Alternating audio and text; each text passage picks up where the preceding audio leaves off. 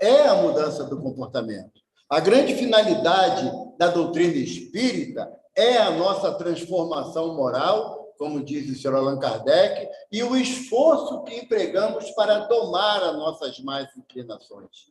E muitas das vezes, pelas diversas atividades que nós empreendemos na vida física, nós acabamos esquecendo dessas propostas do Evangelho, né? Quando Jesus fala: se quiseres ser perfeito, como perfeito é o Pai que está no céu, ama o teu inimigo. E, às vezes, a gente tem dificuldade de amar o amigo. A gente tem dificuldade de amar o familiar, o parente, o vizinho. E a gente nem cogita da possibilidade, então, de amar o inimigo, ainda mais quando ele é declarado. Quando alguém chega assim na nossa frente e fala assim: eu não gosto de você, você me irrita. A proposta do Evangelho é qual? Revidar a agressão, dizer também um monte de impropérios, ou a proposta do Cristo seria: se teu irmão te injuria, te calunia, deseja o seu mal, ore a Deus por ele. Eu estou falando de coisas que eu ainda não faço, tá bom? Eu prefiro falar daquilo que eu não faço, porque eu falando, eu vou relembrando o meu compromisso, enquanto espírito imortal, dessa necessidade da minha transformação, ou do meu processo de transformação moral, que a misericórdia de Jesus oferece tantas casas espíritas, tantas igrejas católicas, tantos templos protestantes, tantos templos umbandista, candomblecista, maometista, budista, tudo para falar de quê? Da prática do bem. A necessidade de nós auxiliarmos uns aos outros na mesma intensidade que queremos ser auxiliados. A espiritualidade, amiga que nos assiste aqui no Arautos, elas não estão preocupadas se nós terminamos a nossa faculdade, se o nosso emprego é muito bom, se o nosso salário realmente dura 30 dias. Nada disso importa. Se sabe falar inglês, francês, alemão, nada disso importa. Se você viaja para o exterior com uma certa frequência, pela necessidade de conhecer novas culturas, nada disso os nossos benfeitores espirituais estão preocupados. Eles estão preocupados se você consegue compreender a essência do Evangelho no momento que você está passando agora na Terra, na sua existência. Eles estão preocupados de saber se você está mais preocupado de chorar ou de secar lágrimas. O que é mais importante para a gente? Aumentar o nível do nosso choro para que os outros saibam que estamos sofrendo, ou nos esforçarmos para calar o nosso choro e atender aquele que sofre igual ou maior do que eu, mas não tem o conhecimento do Evangelho que eu já adquiri. André Luiz fala para a gente no livro Coragem que todo aquele que tem conhecimento do Evangelho por 5 minutos já é digno de fazer a caridade que o Evangelho nos propõe. 5 minutos. Meu primeiro contato com a doutrina espírita, eu tinha 16 anos. E dá para perceber que já tem muito tempo isso. Recente. Assim, quando o espírito não quer se comprometer, fala isso, é recente. Né, Luiz? Mas o fato de se 5 minutos já são importantes para que eu aplique o Evangelho na minha vida cotidiana, imagina quando você enche a boca, que nem eu fiz, quando um amigo perguntou: Evaldo, quantos anos você está dentro da doutrina? E eu, na época, enchi a boca, 40 anos, à época. E o meu mentor, meu protetor, falou assim: e quanto tempo a doutrina está dentro de você? E aí eu passei a ficar com vergonha quando alguém me pergunta quanto tempo que eu estou dentro da doutrina. Por quê? Porque isso não é importante. O importante é o quanto tempo que a doutrina está dentro de mim para que a aplicação dos ensinos da doutrina dos espíritos faça sentido na minha vida cotidiana, na minha vida de relação. Quando você sai daqui do Arautos, depois de uma palestra, depois de um trabalho mediúnico, depois de qualquer atividade que a casa Tenha. E quando você vai sair ali do estacionamento, ninguém deixa tu passar, né? Fica aquele tempo interminável, o sinal fecha, mas ninguém para. Aí você começa a meter a mão na buzina, liga a seta, bota a cara para fora, tem que respeitar o sinal, que absurdo. E o que você aprendeu aqui dentro foi isso. Né? Os benfeitores falaram assim, quando chegar lá fora, brigue pelo seu direito, imponha o seu direito sobre o outro. Ou a proposta é, os mansos herdarão a terra. Sabe? Então, a finalidade do evangelho para o Evaldo é a mudança de comportamento do Evaldo. Aonde? Dentro da casa espírita? Não, é o lugar mais fácil de ser espírita. Porque Kardec fala no evangelho que o verdadeiro espírito, o verdadeiro cristão, é a mesma coisa. Então, o melhor lugar para eu ser espírita ou cristão é aqui dentro. Por quê? Porque aqui, pela ambiência espiritual dos benfeitores que nos acolhem, nós temos a tendência de ser bons, sabe? De vai passando para sentar num cantinho, né? Aí pisa no pé daquele que está sentado, e o que está sentado fala assim, desculpa, meu pé ficou na sua frente, né? Aqui dentro, lá fora. Esbarra alguém ali, naquele pedaço ali do Polo 1, né, nas duas calçadas, você passa, esbarra na Luísa, e a Luísa fala assim, vai com tanta pressa assim aonde, ignorante? Então, onde é mais fácil ser espírita? Aqui dentro. E dentro da minha casa? A minha esposa, meus filhos, meu marido, meus filhos. Onde é que eu vou ser espírita? Onde que eu vou praticar a caridade que Jesus me propõe à luz do seu evangelho? Não, porque, olha só, você tem que entender. Porque lá dentro do centro é uma coisa, aqui em casa é outra. Não. Não. Porque Jesus fala assim para a gente, eu gosto de repetir, que para mim foi um impacto muito grande quando eu observei a orientação de Jesus, quando André, um dos discípulos, falou assim, mestre, aonde devemos orar ao Pai? Jesus responde. Aí André fala assim, no templo, nas sinagogas ou no campo? Aí Jesus fala assim, André, quando tiveres que orar ao Pai, recolha-te ao silêncio do teu quarto, e o Pai que vê em secreto vos dará o necessário para a vossa subsistência. Aí, quando eu leio a frase, que vos vê em secreto, eu comecei a me preocupar. Por quê? Porque Deus conhece o nosso íntimo. Diz lá no Salmo de Davi que Deus nos conhece pelo nome. Paulo repete isso na sua epístola aos Hebreus. Deus nos conhece pelo nome. Então, eu, no silêncio do meu quarto, eu sou eu. Não uso máscara. Se a esposa quer conversar comigo na hora que eu vou deitar, eu vou passar o dia todo do meu lado. Agora, tu quer conversar? Na hora que eu vou dormir? Ou então, se eu quero conversar com a esposa, ela fala assim, amanhã eu tenho que acordar cedo, porque tem trabalho para fazer. Aí, tu quer conversar? Aí vira um para cada lado oposto e vão dormir naquela harmonia da discordância. Então, quem eu sou? Quem é o Evaldo? Esse que está aqui à frente falando, citando várias passagens do Evangelho, ou aquele que Deus vê em secreto? Então, a gente tem que pensar nisso. Porque quando a gente começa a pensar nesse aspecto e vem lá no capítulo 5 do Evangelho, que é o mais longo do Evangelho, esse capítulo 5 tem 42 mensagens de instrução dos Espíritos. Ou seja, é para entender, não é para falar assim, eu não entendi muito bem. Não, não dá para falar isso. Bem-aventurados, traduzindo lá do grego antigo, koiné, que era falado na época de Jesus, quer dizer, felizes aqueles que sofrem.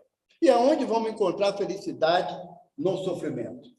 Sem a luz da doutrina espírita, que vem nos esclarecer que nenhum de nós passa por nenhuma aflição que não tenha por objetivo um crescimento individual, um entendimento.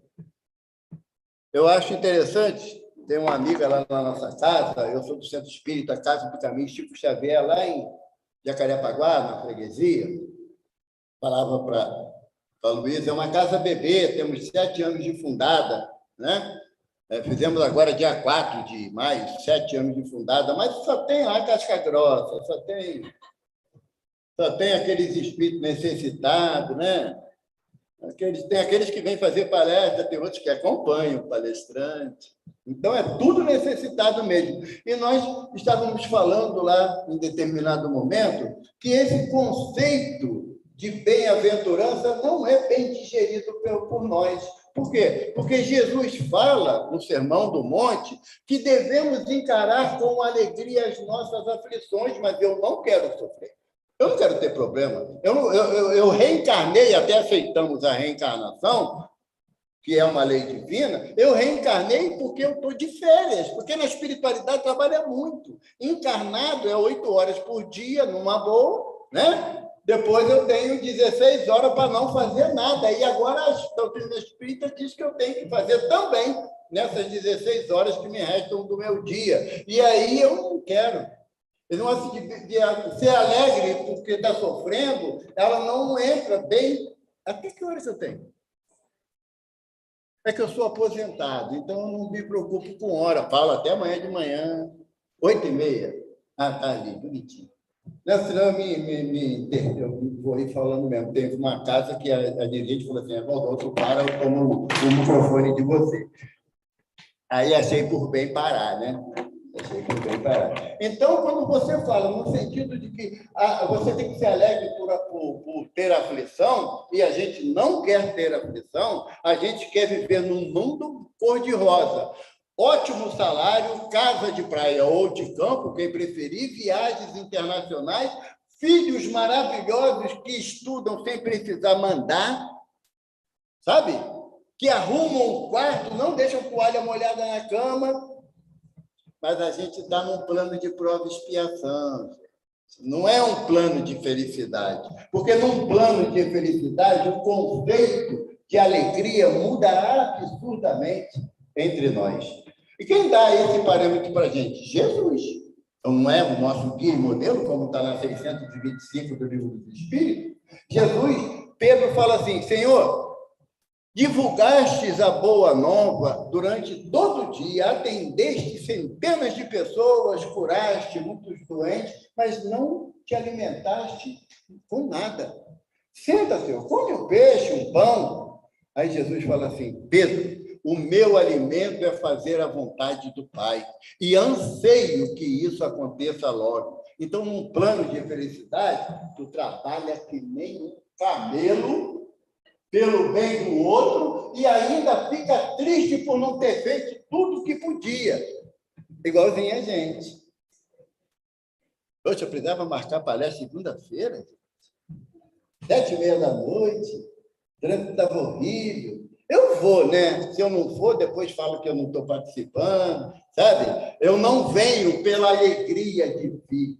Eu não venho porque eu não entendo o conceito de alegria que o Evangelho me propõe. Eu não entendo o conceito de alegria que Francisco de Assis me propõe. Entendo? Numa das centenas de biografias do Poverello de Assis, tem uma passagem que ele, viajando pela região da Umbria durante o inverno, e vocês sabem como era a roupa dos franciscanos, né? Uma túnica, apenas a túnica, a corda amarrando a cintura e sandálias, andando num ambiente congelado, 20 graus abaixo de zero, e Francisco ia calmamente, lindamente, caminhando na sua jornada, e os 2 seguidores dele o acompanhavam, e aí eles veem ao longe uma construção, e um dos companheiros fala assim: Pai Francisco, estamos salvos.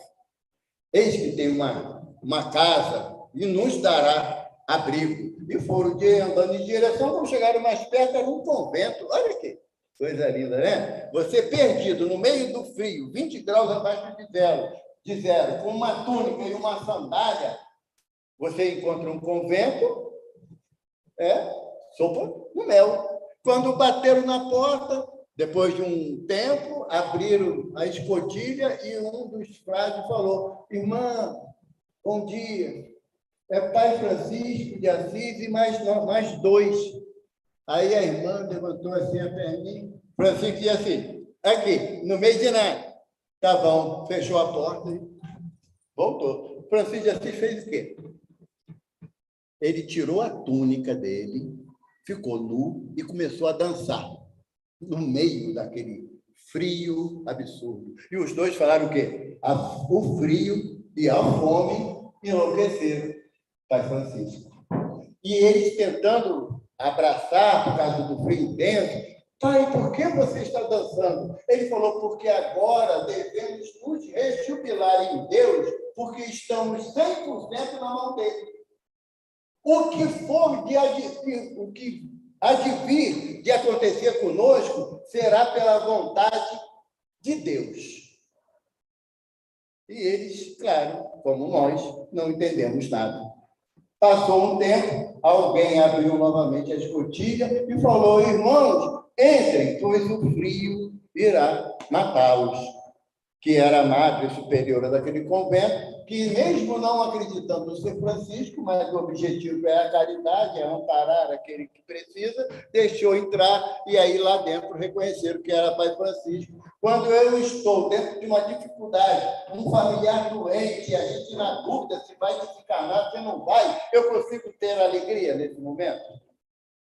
Graças a Deus que ele vai desencarnar e sair dessa provação que ele está enfrentando, vai retornar ao plano espiritual mais sadio, porque a doença, nos fala Emmanuel, é o prenúncio da cura, e a gente encara assim, não, prenúncio, a doença é uma coisa maldita, que veio para nos punir. Não é essa a proposta do doutrina espírita. A proposta da doutrina espírita não é você se entregar a uma doença. Não, eu sou espírita, eu sei que eu não morro, eu vou desencarnar e vou para nosso lar. Todo mundo quer ir para nosso lar. Não sei como é que vai caber tanta gente lá, mas tudo bem, né? No livro Nosso Lar, o Líder fala para André Luiz que lá em 1943, quando o livro foi ditado, a população de Nosso Lar, espiritualmente falando, era de 1 milhão de espíritos. Cresceu um pouquinho, né? A cidade do Rio de Janeiro, né? Agora estamos com 10 milhões de pessoas aqui. Não sei como é que vai fazer para levar todo o espírito para lá. Mas todo mundo quer ir para o nosso lar. Só que em nosso lar não é um campo de repouso. Não é. Nós vimos na obra, né, do mentor André Luiz que a finalidade de nós retornarmos ao plano espiritual é trabalharmos para o nosso próprio engrandecimento. Então, quando o senhor Allan Kardec traz a análise no capítulo 5, sobre as causas anteriores das aflições, eu preciso fazer uma pergunta. Por favor, quem aqui acredita em Deus? Pode levantar a mão, por favor. Aí Jesus falou assim, os discípulos, fez essa mesma pergunta. Vocês acreditam em Deus? Claro, Senhor, no Deus de Isaac, de Jacó. Claro que havia Moisés, Elias, claro que acreditamos em Deus. Aí Jesus falou assim, faça a vontade dele, porque também o diabo acredita em Deus, mas não faz aquilo que ele orienta. Então, não é vantagem nenhuma nós acreditarmos em Deus, acreditarmos na reencarnação, acreditarmos na continuidade da vida ou na anterioridade da vida. Porque se eu acredito que eu sou um espírito imortal, já tive inúmeras existências e terei tantas quantas forem necessárias para o meu progresso, eu vou entender que essas aflições que hoje eu enfrento, em todos os níveis, com exceção daquela que eu procuro. Tá bom? Com exceção daquela que eu procuro. Se eu todo dia, na hora de sair daqui, eu passo ali, em vez de desviar da porta, eu dou uma joelhada na porta intencionalmente, é lógico que meu joelho vai doer. Então, eu não posso dizer que isso é uma aflição da existência anterior. Isso é causa atual do meu desleixo, do meu não discernimento para eu desviar de uma coisa que é tão óbvia, uma porta. Agora, quando eu não é crítica, é ponto de observação, por favor. Se eu ainda faço uso do tabagismo, do álcool, isso vai causar invariavelmente uma consequência respiratória do tabagismo e uma questão do fígado e do estômago em relação ao álcool. Aí eu posso dizer que é sofrimento da existência passada? É uma situação que eu estou resgatando da existência passada? Não, eu não posso. Agora, quando eu entro numa relação dentro do trabalho, dentro do emprego da gente, e entramos numa relação de choque com um companheiro que temos a consciência tranquila que nunca fizemos nada para ele. Pelo contrário, o conhecemos há poucas semanas no emprego novo, e mesmo assim ele insiste numa perseguição, numa ação de maldade comigo. Eu, na condição de espírita, não tenho o direito do revide. Olho por olho, dente por dente, Moisés nos trouxe essa orientação para amenizar a nossa agressividade. Porque até a época do olho por olho, dente por dente, que não foi Moisés que inventou, é lá do Código Hammurabi, que é anterior ao conceito do povo hebreu. Se alguém entrasse na minha casa e pegasse um chinelo, eu tinha direito de ir na casa da pessoa, matar a pessoa, a família dela todinha, pegar tudo que ela tinha, inclusive o meu chinelo. Então, quando Moisés traz a orientação do olho por olho, dente por dente, eu até posso ir na casa da pessoa. Eu posso até bater na pessoa, mas eu tenho que pegar o meu chinelo de volta e o chinelo dele. Porque é olho por olho, dente por dente. Se ele pegou o meu, eu pego o meu de volta e pego o dele também. Era um conceito de avanço da justiça dos homens que não haviam anterior a isso. E qual é o conceito do Evangelho? Vou repetir. Se teu irmão te injuria, te calunia, deseja o seu mal, o que você tem que fazer? Enfiar a mão na cara dele? Ou orar a Deus por ele, como nos fala o Evangelho. E o que normalmente a gente faz? E aí a gente dá uma desculpa muito sem vergonha. Eu estava de cabeça quente. Falei sem pensar, não tem isso? Não tem? Eu vou comprometer vocês, porque quando a gente participa de uma palestra, que o palestrante fala alguma coisa que eu não sabia, isso aí não é informação, é responsabilidade, tá bom? Kardec fala assim para a gente na Gênesis: o pensamento é mais rápido do que o raio. O que Kardec está falando para a gente? À época da codificação, não se tinha conhecimento da velocidade da luz. Einstein foi criar a teoria da relatividade em 1902, Kardec desencarna em 1869. Então, o que Kardec estava querendo dizer para a gente? Que o pensamento é mais rápido do que a velocidade da luz. Só para a gente lembrar, a velocidade da luz são 300 mil quilômetros por segundo. E o pensamento é mais rápido do que isso. Se o pensamento é mais rápido do que isso, eu tenho responsabilidade por toda a palavra que eu verbalizo, todas as palavras que eu verbalizo. Por quê? Porque quem pronunciou essas palavras? A minha boca ou eu, espírito? Eu, espírito. Então, nesse vácuo de tempo, mais rápido que a velocidade da luz, eu, espírito, tenho capacidade de analisar o pensamento e fechar a minha bendita boca para eu não me comprometer. Tem um ditado popular que fala assim: diga-me com quem andas, que eu direi quem tu és. Doutor Bezerra de Menezes mudou esse ditado popular. Ele diz para a gente, através do Divaldo: diga-me o que pensas, que eu direi com quem tu andas.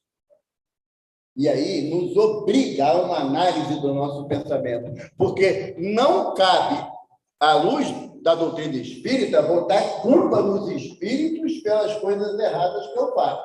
Não cabe, porque eu sou uma inteligência encarnada e o espírito, ele é desencarnado. E Kardec, os espíritos falam para Kardec que não existe arrastamento irresistível. Ou seja, eu não posso alegar uma força estranha a mim para cometer um ato de violência. Não posso alegar. Eu sou responsável por ela. Se eu sou responsável por ela, então é a partir de hoje que a gente está estudando a doutrina espírita que eu sou responsável por ela, ou eu sou desde o momento que eu fui criado simples, ignorante à imagem e à semelhança de Deus. Se eu sou responsável por todas meus pensamentos, meus atos e os meus sentimentos, se eu sou responsável, porque Jesus fala. Nós pecamos por atos, pensamentos e palavras. Palavra de Jesus, isso. Então, eu custo acreditar que Jesus se enganou em alguma observação. É um Cristo. E um Cristo, como fala para a gente Lamennais, lá na Revista Espírita, mesmo encarnado, não erra. Então, as palavras de Jesus, ela tem um fundo de educação individual. Se eu tenho esse entendimento, que eu sou responsável por todas as minhas palavras, todos os meus atos, todos os meus pensamentos, desde o momento que eu fui criado simples e ignorante, à imagem e à semelhança de Deus, como está lá no livro de Moisés, então, evidentemente, que determinadas situações que hoje eu enfrento na atual existência, que eu não consigo encontrar uma explicação, ela terá essa explicação em existências passadas. Kardec faz aqui uma relação enorme de situações que a gente se vê sem uma explicação adequada. Mesmo hoje, com o avanço da ciência, da embriologia, da genética, muitas situações acontecem e a ciência não tem uma explicação do porquê daquele quadro. Uma criança que nasce com síndrome de Down, já sabemos que é um problema cromossômico. Mas que problema cromossômico? Quem desencadeou esse problema cromossômico que a ciência ainda não define claramente? Se não me engano, são 23 pares de cromossomas, né? É isso? 23? Não está balançando a cabeça, né? Eu espero que seja, para não falar errado. Quem nasce com a síndrome de Down, ou nasce com um par a menos, teoricamente, tá? Então desenvolve a síndrome de Down. Mas qual a explicação, gente? Eu e minha esposa, nós temos uma vida saudável, temos uma vida correta, e nosso filho nasceu com a síndrome de Down. Aquilo que a ciência ainda não consegue explicar, ela diz que é uma doença congênita. Pronto. Encerra aí o assunto, porque não tem mais elementos de explicações. Outros irmãos de outros conceitos filosóficos religiosos falam o quê? Milagre, mistério de Deus. Não cabe ao homem questionar determinadas situações. Poxa, mas por que aquele homem nasceu cego, né? Cego de nascença? E Tiago fala, Senhor, quem pecou, ele ou os pais, para ele nascer cego? Aí Jesus falou, nem os pais e nem ele. Ele veio nessa condição para que o Deus seja louvado nas suas ações de beneficência para o homem. E Jesus falou, curou ele. Mas aí foi milagre? Não.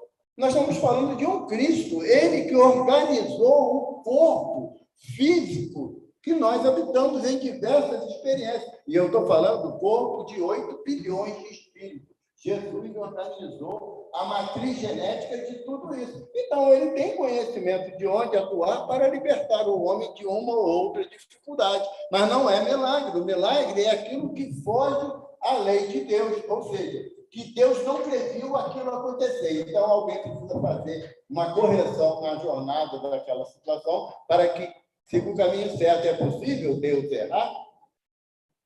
O nosso conceito de Deus, embora ainda mínimo, mas é um conceito de quê? Como diz os Espíritos lá na questão 1 do Livro dos Espíritos. Inteligência suprema, causa primária de todas as coisas.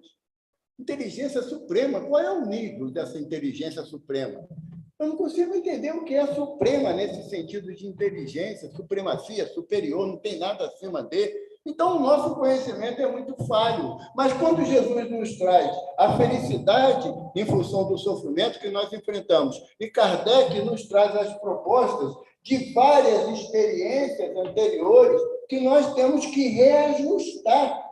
O quê? O corpo, tratando ele, levando o corpo ao médico, ao hospital? Sim. Mas a proposta das aflições que nós enfrentamos é um reajuste espiritual.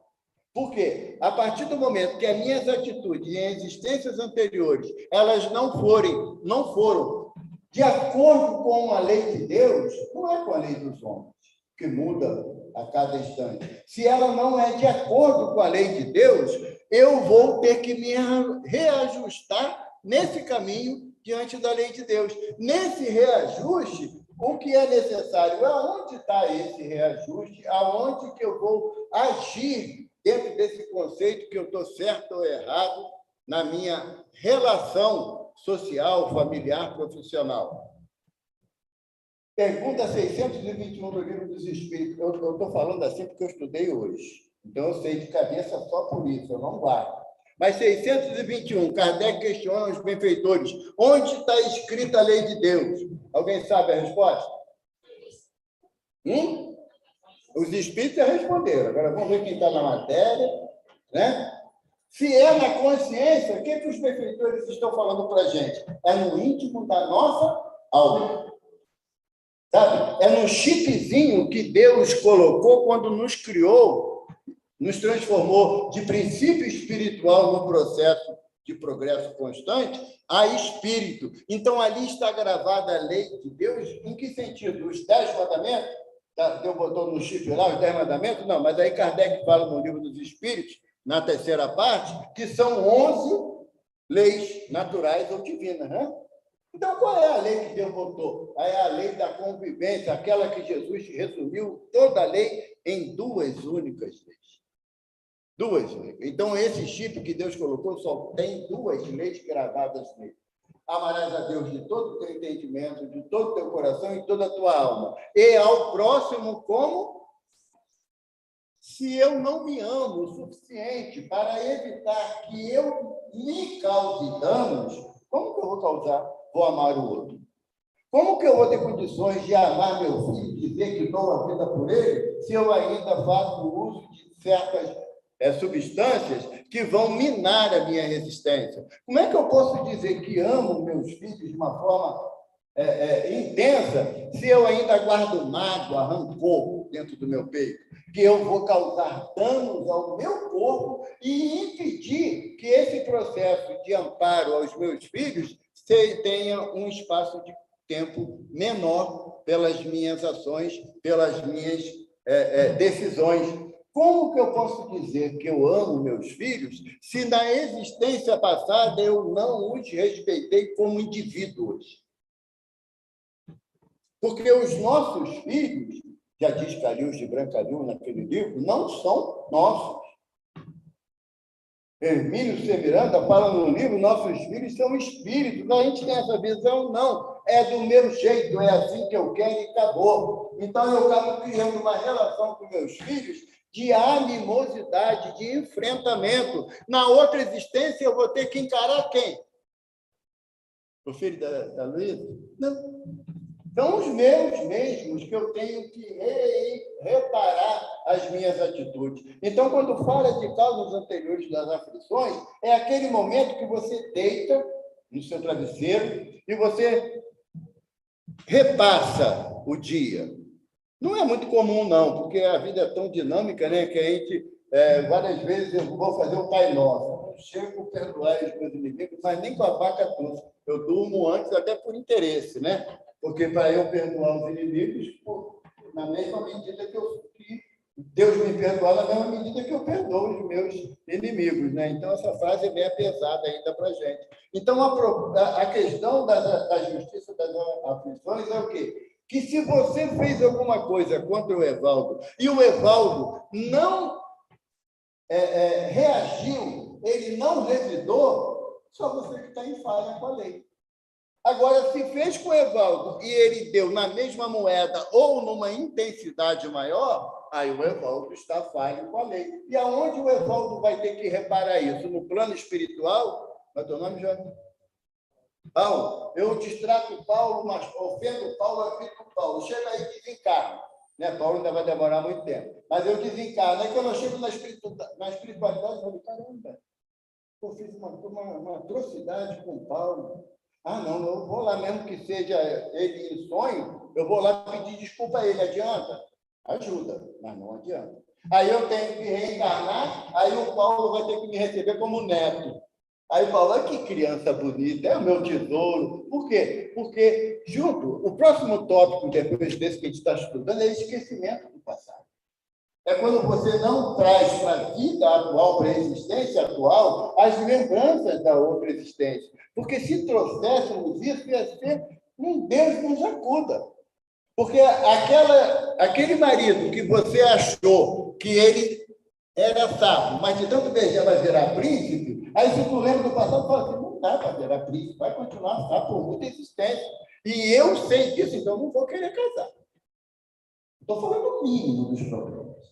Estou falando do mínimo dos problemas. Se você for pegar a literatura espírita lá do Céu e Inferno, de Allan Kardec, ele tem lá no capítulo 7, o Código Penal da Vida Futura. Eu vou dar um conselho, não leiam, porque depois não vai dar para dizer que não sabia. Vai continuar mudando, sabe? Porque eu posso contar um segredo? Todos nós, espíritas, passamos, às vezes, 40, 50 anos na espiritualidade, nos preparando para estarmos numa casa espírita. Mas eu cheguei ontem, não tenho culpa de nada. Tem. Porque não é o tempo que você está na casa espírita que configura o teu compromisso, mas o que você se comprometeu antes da presente encarnação.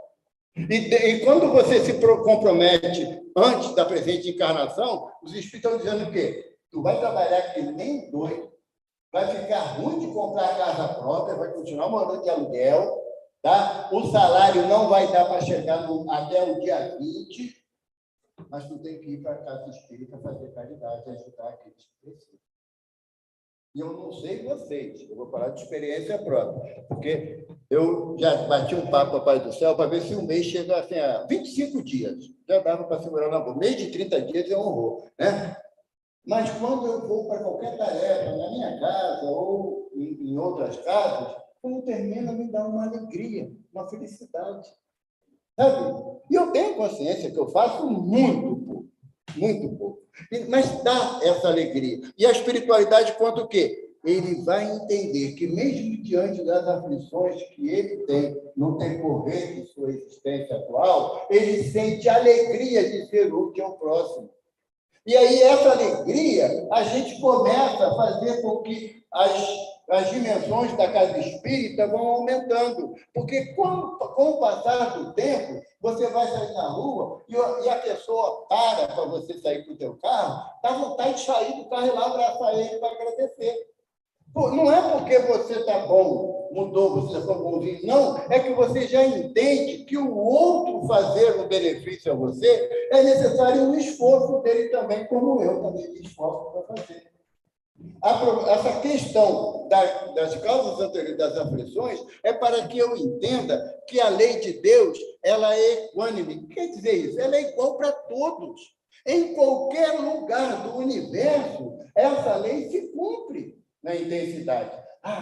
Da minha esposa que fala. Quando ela ver a gravação, vai querer me bater, mas eu vou falar. Ela fala assim, na próxima existência eu quero ir para Saturno. Eu já sei que é para ficar livre de mim. Porque Saturno é o planeta mais evoluído do nosso sistema solar. E eu não estou com essa bola toda de ir para lá. Não estou. Então, ela já quer se divorciar espiritualmente de mim. Né? Porque quando ela desencarnar, eu também, ela vai para Saturno, eu vou ficar aqui, amassando barra aqui na Terra. Mas, quando ela fala isso, qual é a finalidade? É um objetivo sadio. Se lá é um plano muito mais evoluído do que a Terra, diz o quê? Que quem lá está não tem inveja, não é egoísta, não tem orgulho, prepotência. Não tem. Quer ver? Eu vou fazer uma pergunta que a gente dá. Para a gente saber se a gente é espírito que está no plano de prova e expiação ou mereceria estar num lugar melhor. Tá legal? Não precisa responder, não. É só pensar. Eu queria que vocês pensassem 3 pessoas que vocês não gostam. Não é odiar, não. Não gostam. Não vai com a cara. Tá bom? Ou então, como dizia antigamente, meu santo não cruzou com o dele, né? 3 pessoas que você não gosta. Se achar e eu for um, não fala, pega mal, né? Assim, público.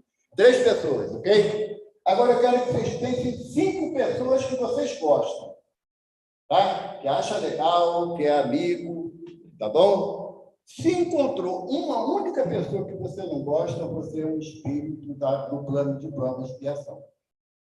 Por quê? Porque a proposta de Jesus é o quê? Amai-vos uns aos outros como eu vos amo.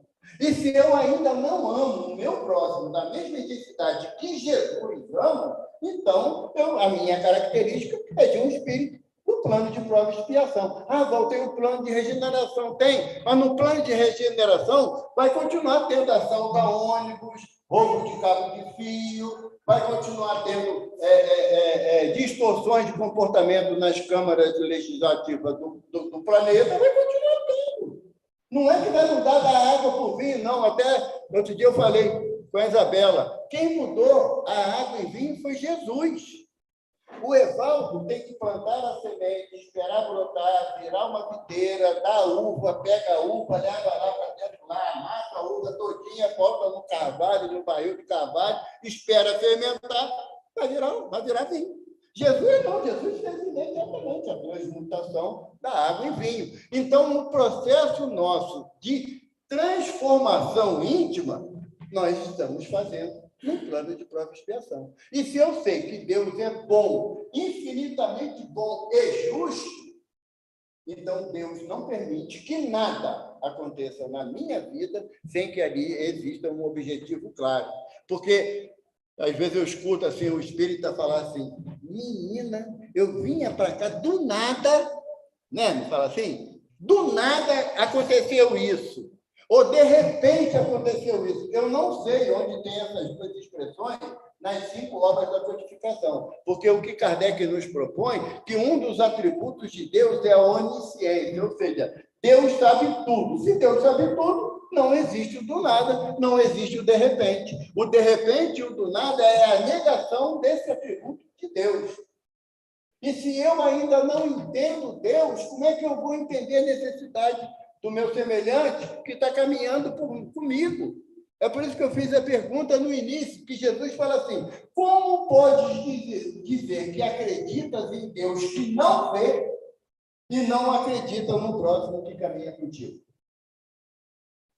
Em algumas versões, traduções está escrito assim, como pode dizer que amas a Deus que não vê, mas não ama o teu irmão que caminha contigo?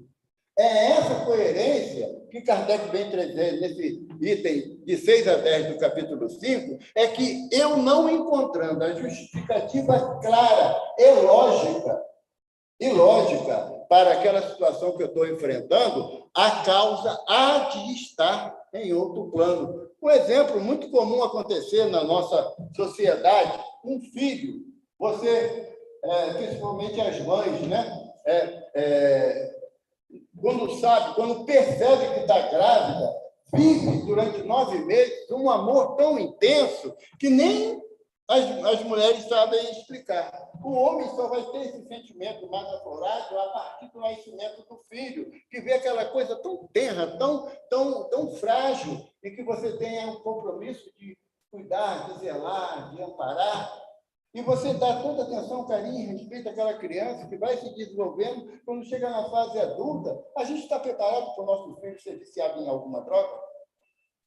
A gente está preparado para o nosso filho, que a gente embalou, que deu roupinha, deu presente, deu papinha na boca, ser assaltante? Está preparado para isso? Vai encarar com naturalidade isso? Evidentemente que não. Poxa, mas eu, nessa existência, tenho a minha consciência tranquila que eu dei tudo que era necessário para ser uma pessoa de bem. Mas a gente esquece de um detalhe, de apresentar o Evangelho de Jesus para essa criança. Por que a casa espírita, ela relativamente massifica a questão da evangelização infantil? Porque cada espírito que reencarna nas nossas famílias, por mais que a gente os considere anjinhos que Deus nos dá, a gente vai descobrir depois que não são anjos.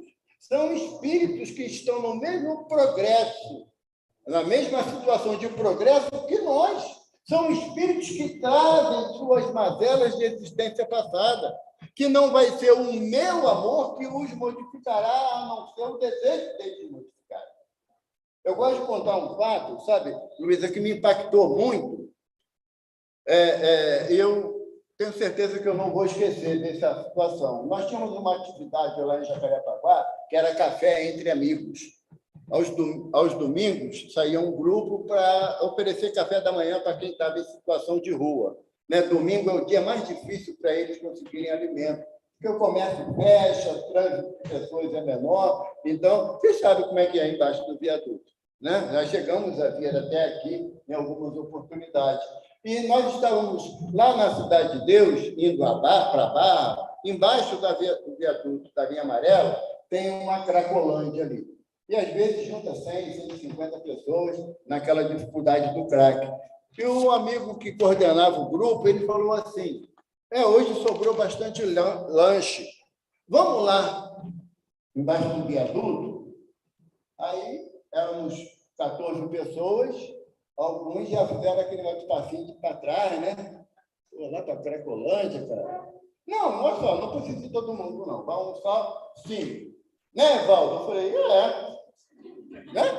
Falou assim em público, Vamos para lá, eles são organizados, não é bagunça, não tem violência, eles entram na fila direitinho, porque eles sabem que é um benefício para eles, não são bichos, sabe? Não são bichos, não são pessoas que você vai chegar lá e vai arrancar pedaço do teu braço para comer. Nós temos que mudar o nosso olhar daqueles irmãos que estão em algumas dificuldades de vício ou de comportamento. Temos que mudar. Mas aí chegamos lá, vamos fazendo lá a fila, entregando os lanches, e veio uma senhorinha, eu não esqueço disso, desse tamanhozinho assim, uma sacolinha de mercado embaixo do braço, e andando e olhando para aquele povo todo. Eu não lembro o nome que ela gritou, mas...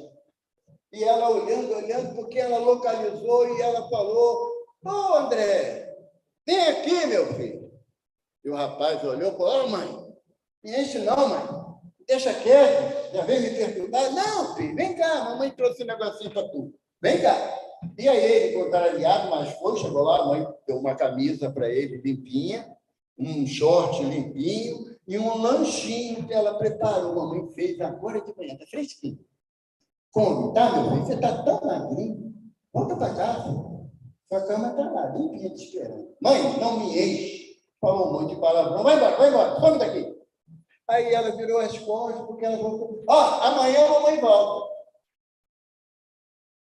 Essa mulher tinha todos os motivos para ela viver uma vida de sofrimento, de estagnação. Mas ela mesmo provavelmente não tem nenhuma concepção religiosa, né, à luz do Evangelho, aparentemente, mas ela sabe muito bem que aquele filho que hoje é um dependente de crack é o tesouro da vida dela. E ela vai lutar até o último momento para tirar ela daquela situação. E quantas vezes a gente fala assim para os nossos filhos, porque tirou nota baixa, ou porque chegou tarde da grandade, não quero mais saber de você. Agora tu vai virar sozinho, acabou a mamata. A gente esquece de levar o evangelho para o nosso filho. A gente esquece, porque quando é pequeno, eu sempre falei isso para minhas filhas, né? Não tem negociação. Que hora é a evangelização aqui na casa? É igual na minha casa também, lá é assim. Então, não tinha acordo. Pai, eu não quero ir, eu não perguntei se você quer ir. Você vai. Quando você tiver idade e condições de manter a sua decisão, não é fazer 18 anos, não, porque lá em casa nunca rolou isso. Tem 18 anos, mora embaixo do meu teto, come da minha comida, vai continuar sendo na minha lei. Sempre fiz isso. Não tem nenhuma traumatizada, não. Nenhuma delas precisou de psicólogo porque o pai obrigava a fazer isso, não. Só que elas, hoje, sabem qual é o comportamento que tem que ter. A quê? Para agradar o Evaldo, que é o papai? Não. Não. Para acalmar a consciência delas, para não angariar novos motivos de aflições nas vidas futuras. É um caminho lento, porém promissor e compensador. Porque quando você percebe que você está fazendo aquilo que o senhor Kardec nos orienta, que é a transformação moral e o esforço para domar as minhas más inclinações, pode todo mundo falar de mim o que nem entender, mas a minha consciência fala assim: "Irmão, vamos nessa, que você está no caminho certo." É essa a proposta de Kardec, quando traz a bem-aventurança, ou feliz aquele que sofre. E esse sofrimento, como diz um tópico desse capítulo, que tem o bem e o mal sofrer.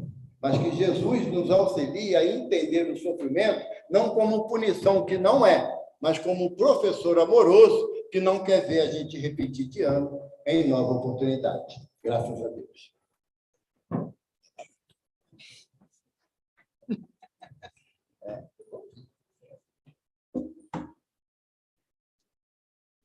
Nós agradecemos demais o Evaldo por essa palestra maravilhosa, né? Muito esclarecedora, encalhamos ele, mas é assim mesmo.